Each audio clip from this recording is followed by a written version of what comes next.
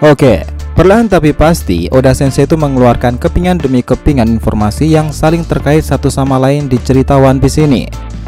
Nah, pertarungan epik antara Kanjuro, Kiku, dan Kinemon di chapter 1014 ini menjadi salah satu penyemangat bagi para samurai lainnya sebagai penentu atas kemenangan peperangan di Onigashima itu.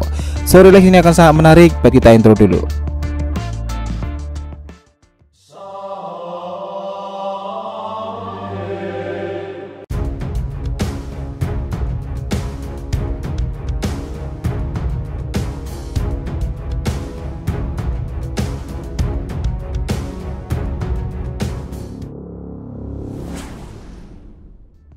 Hai guys, welcome back to the RTV channel.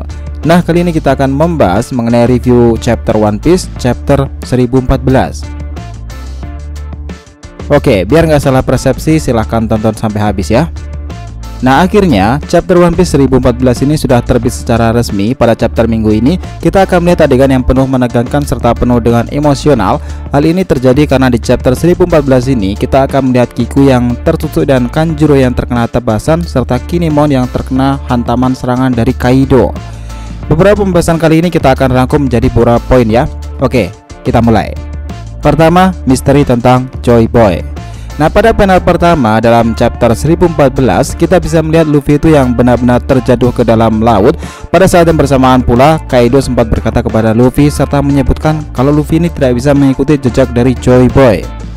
Dari sini kita bisa menebak meskipun Kaido ini bertingkah seperti orang bodoh, akan tetapi setidaknya ia belajar dan mengerti mengenai sejarah yang hilang itu. Lalu, sejak kapan Kaido tahu soal pengertian dari Joy Boy sendiri? Nah, sedikit flashback nih, Joy Boy itu hidup di era 800 sampai 900 tahun yang lalu sebelum era sekarang ini dalam cerita One Piece sendiri. Apa yang diperlihatkan di dalam cerita membuat para fans yakin kalau sosok Joy Boy ini akan kembali muncul. Bahkan Kozuki Oden dan Roger juga pernah menyatakan bahwa sosok Joy Boy ini bakalan muncul pada 20 tahun ke depan. Ya, meskipun kita belum tahu nih siapa sosok Joy Boy ini dan bagaimana bentuknya, tapi para fans banyak yang menduga kalau sosok itu adalah Mugiwara Luffy. Nah, tidak hanya itu saja nih, Joy Boy itu memiliki ikatan tertentu dengan para penduduk dari manusia ikan. Artinya dia juga punya hubungan yang dekat dengan Poseidon juga. Dan kita tahu Poseidon sendiri itu adalah salah satu dari 3 senjata kuno yang sangat dahsyat dan luar biasa itu. Dan kabarnya senjata ini dulunya digunakan oleh kerajaan kuno untuk tujuan mereka yang belum diketahui itu. Sama seperti kabar Joy Boy yang kembali terlahir, Poseidon juga disebutkan bahwa dia akan terlahir kembali. Dalam sebuah flashback Oden kita tahu nih, Roger pernah bertanya kepada Charlie tentang Poseidon yang menurutnya akan kembali muncul pada 10 tahun mendatang. Dan kemudian usia pasti dari Joy Boy sendiri itu nggak ada yang tahu dan belum terungkap sama sekali. Bersamaan beberapa hal lainnya tentang Joy Boy sendiri, satu-satunya petunjuk tentang usianya adalah dia pernah muncul di abad yang hilang, yang mana masa-masa itu terjadi sekitar 800 sampai 900-an tahun yang lalu. Dan kemungkinan nih usia Joy Boy sendiri sudah mencapai ribuan tahun. Ada kemungkinan pula Joy Boy merupakan bagian dari ras raksasa yang mana para raksasa ini memiliki angka harapan hidup yang lebih tinggi. Namun, pada saat Art Reverie berlangsung, para fans itu diperlihatkan sebuah hal yang sangat menarik, yaitu sebuah topi jerami berukuran raksasa yang ada di sebuah ruangan. Penyimpanan khusus pemerintahan dunia yang ada di wilayah Marijoa itu bentuknya sendiri sangat mirip dengan topi jerami yang pernah dipakai Goldie Roger, Akagami no Sang, dan juga Luffy. Satu hal yang membuatnya berbeda adalah ukuran topinya doang nih. Banyak fans yang percaya kalau topi jerami itu adalah milik dari Joy Boy. Tapi dalam beberapa teori disebutkan bahwa topi jerami itu sebenarnya tidak ada makna apa-apa selain sebuah topi jerami sendiri.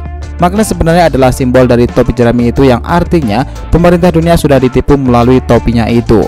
Dan berkat beberapa informasi dan petunjuk yang dimunculkan oleh Oda Sensei dalam cerita, kita mengetahui bahwa Joy Boy ini pernah bertarung melawan 20 kerajaan yang ada di masa lalu, yang kemudian para kerajaan itu bersatu dan membentuk sebuah organisasi yang disebut pemerintahan dunia.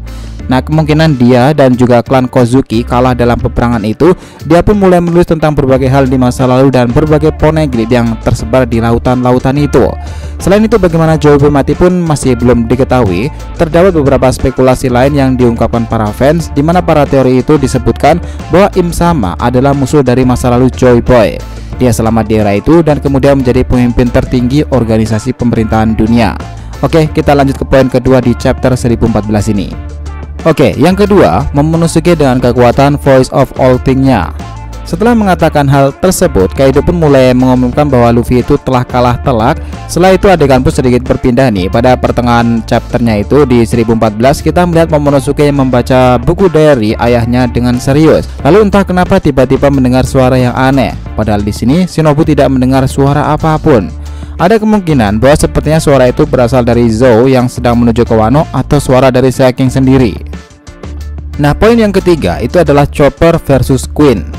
Nah, kemudian di tempat yang berbeda nih, kita dapat melihat pertarungan antara Chopper dan Queen itu. Di sini pertarungan antara kedua karakter ini tidak seperti pertarungan pada umumnya, dan menurut kita nih, ini lebih dari seperti sedang bergulat saja.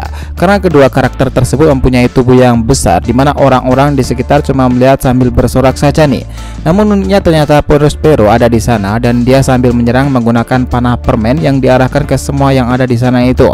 Dan terlihat pula di panggung Chopper pun terkena beberapa panah dari Carlot Perospero. Oke, kita langsung masuk ke poin keempat, itu adalah Kiku, Kanjuro, dan Kinemon mati. Bener gak nih? Nah, setelah itu panel pun berpindah kembali. Menjelang akhir dari chapter itu, kita masih melihat Momonosuke yang kesakitan karena suara misterius tersebut. Namun tiba-tiba Kanjuro yang masih terluka datang dan menyamar sebagai Kozuke Oden. Dan di sini Shinobu dan Momonosuke yang tidak tahu bahwa itu adalah Kanjuro hampir tertipu karenanya. Akan tetapi beruntungnya Kiku menyadarkan mereka berdua dan dia langsung menuju ke arah Oden palsu untuk menghadangnya itu.